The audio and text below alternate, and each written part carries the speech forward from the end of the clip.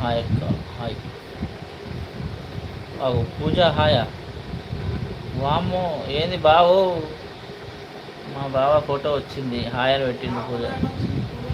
నాకేం తెలుసు ఆ పూజ ఓ అక్క ఫోటో వచ్చింది బావది పూజ దగ్గర. అరే చూడటానికి రా తొందరగా.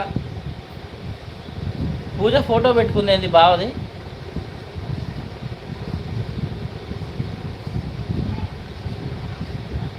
అక్క ఎక్కడున్నావు, తొందరరా.